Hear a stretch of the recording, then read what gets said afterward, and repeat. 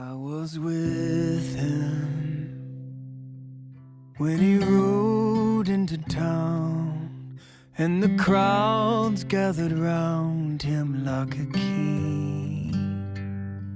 The smiling faces joined a sea of branches waving, though they were masquerading in the end. And my heart rose in my throat when I heard them.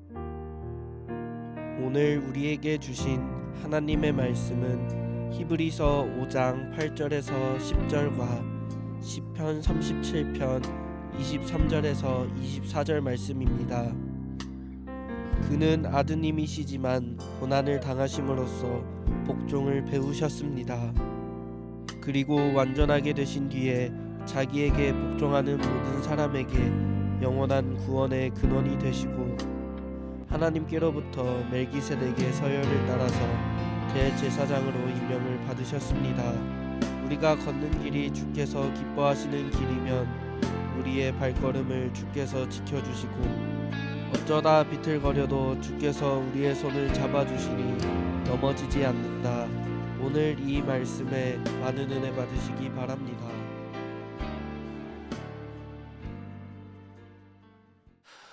오늘은 한 뉴스, 여러분들이 잘 아시는 뉴스인데요. 2011년 3월 11일에 있었던 한 뉴스를 먼저 보시고 오늘 말씀을 좀 나누시면 좋겠습니다.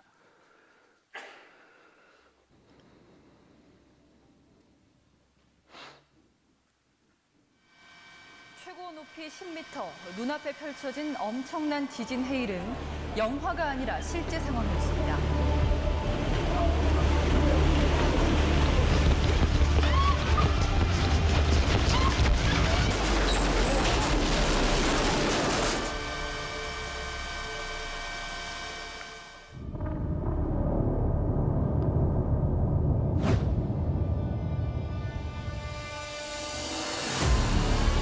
総力を挙げて全力で取り組んで、住民の皆さんへの被害が生じないよう全力を尽くしているところでございます。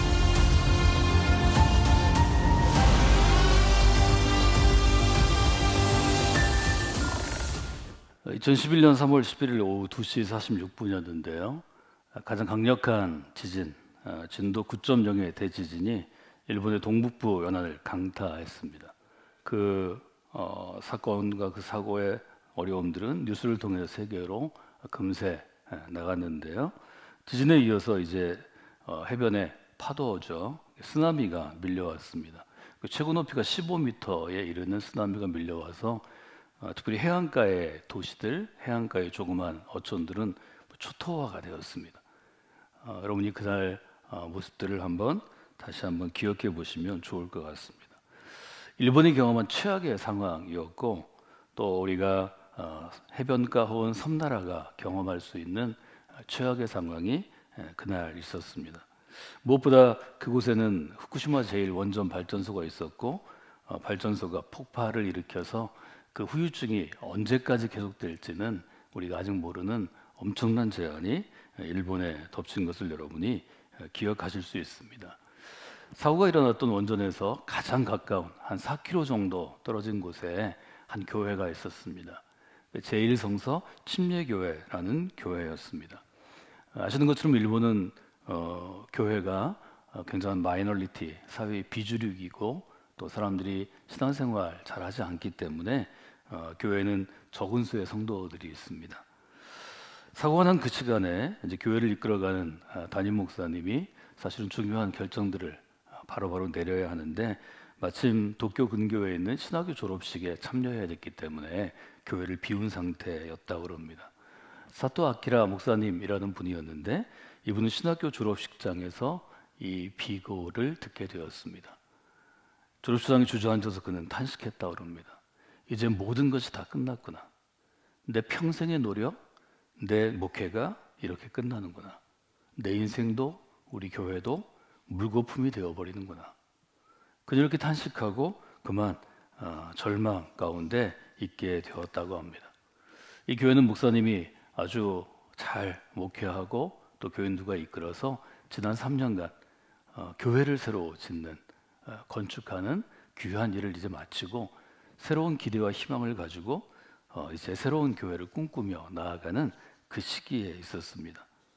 교회를 건축해 보면 우리도 건축을 했지만 아시는 것처럼 교회의 모든 에너지 또 목사님이나 또 성도들이 특별히 헌신된 사람들이 자신의 땀과 눈물과 자기 인생을 들여서 교회를 짓게 되죠. 그 어려운 일을 이제 이겨내고 새로운 태양이 뜨는 것처럼 새로운 희망의 시대를 그렇게 마음으로 기대했는데 이런 어려움을 겪게 되었습니다.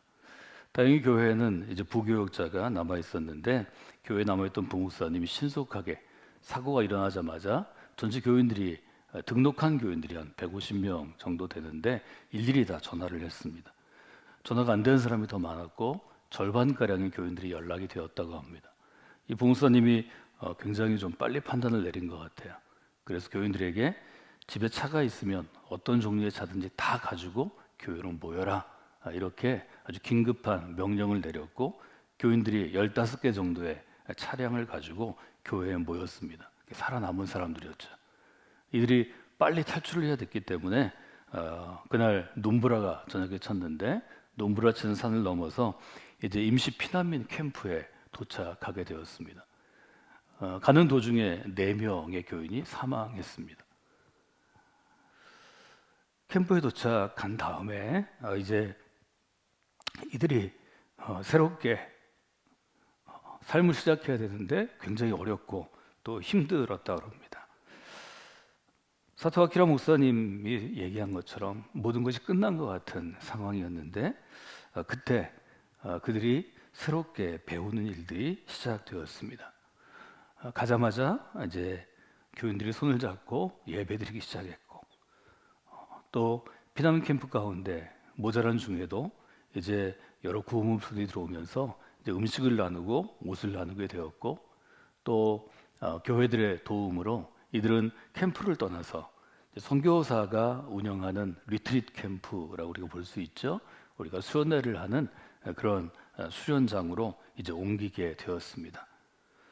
3년 동안이나 있어진 교회 건물은 부서졌고 이제 삶의 모든 것들은 다 무너져 내렸지만 이 가운데 이들이 경험한 것은 완전히 새로운 신앙생활이었습니다. 책으로만 보던 교회의 모습, 또 성경으로만 읽던 사도행전을 통해서 읽던 초기 교회 공동체의 모습들을 이들이 경험하기 시작했습니다. 저는 이 고백들을 읽으면서 뉴 비기닝이라고 여백에 적어 넣었습니다. 새로운 시작, 새로운 출발은 어쩌면 이런 어떤 재난, 사고, 절망 가운데 시작되는 것 같습니다. 한 교회의 새로운 시작이 일본의 아주 어려운 가장 컸던 지진과 쓰나미 그리고 원전 폭발의 재해 가운데 시작되게 된 것입니다. 믿음의 고백들을 그들이 하게 되었는데 그 중에 제 기억에 남는 믿음의 고백은 3가지입니다. 어떤 그리스도인은 이렇게 고백했다고 합니다. 이제서야 제대로 된 신앙을 갖게 되었습니다. 이제서야 삶의 모든 것이 무너지고 나서야 제대로 된 신앙을 갖게 되었다고 고백하는 것입니다. 제가 오늘 여러분과 믿음의 고백을 나누기 위해서 금년 상반기에 1월 달부터 4월 달까지 혹은 작년에 훈련받은 훈련생들의 고백을 수백 장을 쌓아놓고 지난주부터 읽고 있습니다. 영적인 훈련을 통해서 주로 마더와이즈나 새가족학교의 고백들인데요. 제대로 된 신앙을 갖게 되었고 고백하는 분들이 여러 분 있는 것을 보게 되었습니다. 하나님께서 이들에게 엄청난 환난과 고통과 시험을 주셨는데 이것으로 인해서 제대로 된 신앙을 갖게 되었다고 고백합니다. 또 하나는 이런 고백이 제 기억에 남습니다. 내 힘으로 사는 게 인생인 줄 알았는데 그게 아니라는 걸 알게 되었습니다. 사고를 당하기 전까지는 내 노력으로, 내 수고로, 내 애씀으로 인생을 살게 됐다고 그렇게 알게 되었는데 그게 아니었다는 것입니다. 여러분 잘 기억하셔야 합니다. 그리스도인은 믿음으로 살아가는 것입니다. 그리스도인은 여러분의 건강이나 여러분이 나온 어떤 학교나 여러분의 직업이나 여러분의 부모의 영향으로 사는 게 아닙니다. 예수 그리스도의 사람이 돼서 새 사람이 되면 그때부터는 우리는 예수 그리스도의 주시는 능력, 즉 예수님의 힘으로 살아가는 것입니다. 이걸 분명히 고백할 때 진짜 그리스도인이 될 수 있습니다. 그리스도인이 되었지만 새 사람이 되었지만 여전히 내 힘으로 살고자 하는 사람들 우리 주변에 얼마나 많이 있습니까? 우리 교회도 얼마나 많이 있습니까? 그들을 볼 때 안타깝고 정말 안타까운 마음뿐이지만 본인이 내 힘이 아니라 주님이 주시는 힘으로 산다고 고백하는 데에는 반드시 이런 계기가 있어야 합니다. 아주 이런 터닝 포인트가 있지 않고는 사람은 깨닫지 못하고 알지 못하고 실현하지 못하는 것이라는 것을 다시 한번 생각하게 됩니다. 또 어떤 분은 이렇게 고백했다고 합니다. 우리는 죽지만 주님 안에서 다시 태어났습니다. 우리는 그 사고로 인해서 주변에 많은 사람들이 죽었기 때문에 그 순간 죽은 것과 다름없지만 이제 주님 안에서 in Christ, 예수님 안에서 다시 태어났습니다. 이것이 성경이 약속하는 새로운 생명, 영원한 생명, 새로운 삶이라는 것을 우리는 다시 한번 생각하게 됩니다. 이분들이 선교사가 운영하는 캠프에 옮겨서 오랫동안 생활하면서 붙잡은 말씀 중에 제일 중요한 말씀이 시편 37편 23절, 24절입니다. 여러분도 현재 고난 가운데 있든지 이전에 과거에 이런 고난을 경험해서 완전히 새로운 신앙을 가졌든지 앞으로 고난을 경험하시든지 이 말씀이 여러분에게 말씀의 능력, 하나님의 능력이 될 줄로 믿습니다. 한 번 더 읽어볼까요? 여호와께서 사람의 걸음을 정하시고 그의 길을 기뻐하시나니 그는 넘어지나 아주 엎드러지지 아니함은 여호와께서 그의 손으로 붙드심이로다. 아주 분명하게 얘기하죠. 우리가 믿음으로 살아가면 우리의 인생은 하나님께서 우리의 걸음, 우리가 걷는 그 길을 정하시는 것입니다. 우리가 걸어가는 길을 하나님께서 기뻐하시는 것입니다. 우리가 그런 사람이 되면 넘어질 수는 있지만 아주는 뭐냐면 완전히 넘어지는 것입니다. 넘어질 수는 있지만 완전히 엎드러지지 아니한다는 거죠. 땅에 납작 엎드러진다는 것, 완전히 쓰러진다는 거죠. 우리는 넘어질 수 있지만 쓰러질 때 하나님께서 우리의 손을 붙잡아 붙들어 주신다고 성경은 약속합니다. 여러분의 삶에 이 분명한 말씀의 실현이, 이 말씀이 이루어짐이 있기를 주님의 이름으로 축원해 드립니다. 그때마다 우리의 신앙은 강화되고 우리의 믿음은 견고해지고 우리의 믿음의 도리를 붙잡을 수 있게 되는 것입니다. 사랑하는 여러분, 사람은 넘어지는 것입니다. 우리는 넘어집니다. 우리가 자주 부르던 찬양의 처음 가사처럼 주님, 우린 넘어집니다. 오늘 또 넘어집니다. 그러면 넘어지는 우리에게 믿음은 어떤 역할을 하는 것인가요? 전 이렇게 써봤습니다. 믿음은 사람이 넘어질지라도 완전히 넘어지지 않고 다시 일어나게 하는 능력입니다. 우리는 완전히 넘어지지 않습니다. 때론 넘어지지만, 자주 넘어지지만 주님께서 우리를 붙드심으로, 내가 주님의 손을 붙들었다기보다는 주님께서 나를 택하실 때 나를 강력하게 붙드심으로 우리는 넘어지지 않고 다시 일어나게 되는 것입니다. 지금 일본의 한 교회, 원전 폭발에 가장 가까이 있던 한 교회의 성도들이 고백하고 경험한 것처럼 동일하게 우리는 그 경험을 할 수 있습니다. 표준세 번역은 이렇게 번역합니다. 어쩌다가 비틀거릴 수는 있지만 주께서 우리의 손을 잡아주시니 우리는 넘어지지 않습니다. 저를 따라서 하실까요? 어쩌다가 비틀거릴 수는 있지만 하나님께서 우리의 손을 잡아주시니 넘어지지 않습니다. 저는 이것이 십자가의 가장 강력한 능력이라고 생각합니다. 우리는 약하기 때문에 넘어지지만 넘어질 때 주님의 손이 우리를 붙잡아 주시기 때문에, 우리를 안아주시기 때문에, 붙들어 주시기 때문에 완전히 넘어지지 않습니다. 다시 일어서게 되는 것입니다. 이 교회는 어떤 일이 있었을까요?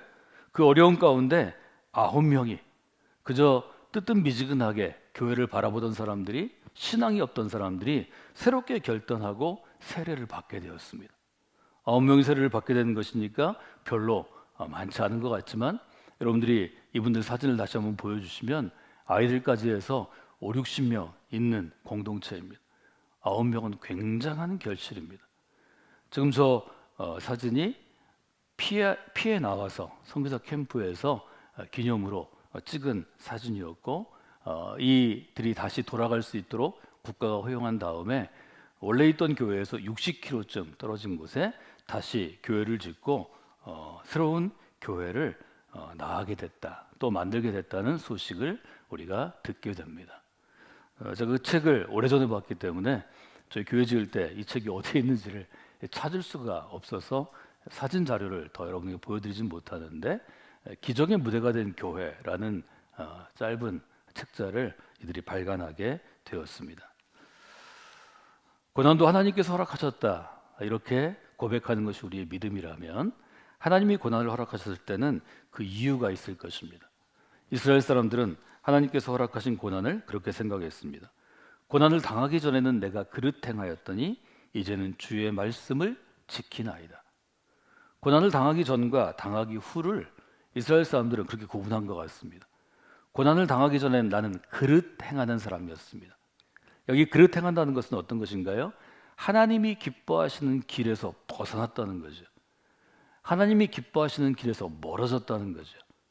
그릇 행했다는 것은 두 가지 뜻이 있다고 생각하면 좋을 것 같습니다.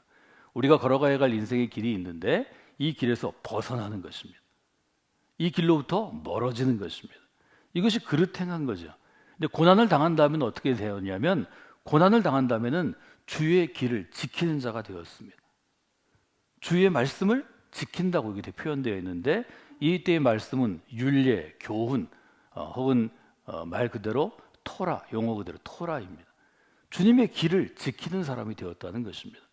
여러분, 주님의 길을 지키는 사람이 되는 게 쉬운 일이 아니라는 걸 알게 됩니다. 우리는 때때로 내 의지로 주님의 길을 지키고자 합니다. 내 노력으로 주님의 길을 지키고자 합니다. 교회 공동체를 강력하게 훈련해서 훈련과 규율로 지키고자 합니다. 이 대표적인 것이 율법학자들과, 즉 서기관들과 또 제사장들과 바리새파 사람들이었습니다. 예수님의 시대 이 세 그룹은 예수님에게 책망을 받습니다. 너희들이 지키는 그 길은 너희들만의 길이라고 책망을 받습니다. 주님이 원하시는 길을 지키는 것, 고난 당한 후에는 그 길을 가게 되었다는 것입니다. 짧은 시간이기 때문에 제가 용어로 정리를 해드리면, 고난 당하기 전에 그릇 행하는 것은 하나님으로부터 멀어지는 삶입니다. 하나님부터 멀어지는 것을 우리가 한자어로 뭐라고 표현하냐면 하나님을 대적하는 삶, 이렇게 얘기할 수 있습니다. 하나님께 가까이 가지 않고 하나님부터 멀어지고 하나님께 반항하거나 하나님께 대드는 삶입니다. 이것은 아주 짧은 용어로 하면 순종하지 않음입니다. 그래서 대적하는 삶, 순종하지 않는 삶입니다. 하나님께서는 우리에게 고난을 통하여 순종하지 않고 대적하는 삶에서 순종하는 삶으로 바꾸어 주십니다. 이것이 창세기에 등장하는 아담과 하와로부터 시작해서 초기 족장들의 이야기입니다. 여러분 잘 아는 사람들이 있죠. 아브라함도 마찬가지고 대표적으로 야곱 같은 사람들이 있습니다. 이들은 처음에는 하나님께서 원하시는 삶이 아니라 원치 않으냐는 삶을 꿈꾸며 살아갑니다. 하나님을 대적합니다. 하나님 이 길로 가라 그러면 아니 난 싫어요, 저 길로 갈 거예요, 불순종합니다. 그러나 이들이 하나님의 손에 붙잡혀서 수많은 고난을 통과한 다음에 순종하는 삶으로 서게 되었다고 구약은 우리에게 알려줍니다. 그런데 신약은 그런 인생을 우리에게 보여주지는 않습니다. 신약은 오히려 다른 것을 보여주는데 예표가 되시는 그리스도의 모습을 보여줍니다. 히브리서 기자는 십자가의 고난을 통한 교훈을 이렇게 정리합니다. 우리 히브리서 같이 읽었는데요, 5장 8절 같이 읽어볼까요? 그가 아들이시면서도 고난으로 순종함을 배워서 온전하게 되셨은즉 자기에게 순종하는 모든 자에게 영원한 구원의 근원이 되시고 하나님께 멜기세덱의 반차를 따른 대제사장이라 칭하심을 받으셨느니라. 예수님께서 받은 십자가의 고난을 히브리서는 어떻게 해석하는가 하면, 그분은 하나님의 아들이시지만 약한 존재로 약한 모습으로 십자가에 달리심으로 그 고난을 통하여, 즉 십자가를 통하여 순종함을 배우셨다고 분명하게 우리에게 알려주십니다. 예수님께서 십자가를 통해 그 고난을 통해 그 아픔을 통해 그 마음 가운데 쓰라림을 통해서 순종함을 배우셨다면 우리는 어떻게 해야 될까요? 우리도 십자가로 나아가면서 그 십자가를 함께 지면서 혹은 주님을 뒤따르면서 그 고난을 통해서 순종에 이르는 길을 우리도 배우게 되는 것입니다. 한국 교회에 널리 읽혀지는 책 중에 하나가 앤드류 머레이의 책이 있습니다. 저희 교회 훈련 과정에서도 참고서적 중에 하나인데요. 이분은 이렇게 이 구절을, 이 교훈을 요약합니다. 예수님을 믿는 그 순간 우리 모두는 순종의 학교에 입학한 것과 같습니다. 여러분 모두 이 순종의 학교에 입학하신 입학생들입니다. 우리는 지금 순종의 학교에 재학 중입니다. 우리가 걸어가는 믿음의 길은 순종의 길로, 순종의 삶으로 나아가는 것입니다. 저는 여러분에게 순종이란 이렇게 정의할 수 있다고 말씀을 드렸습니다. 순종은 하나님의 뜻에 무릎을 꿇고 복종하는 것입니다. 말하자면 완전히 복종하는 것입니다. 결국 신앙의 갈등은 어디서 옵니까?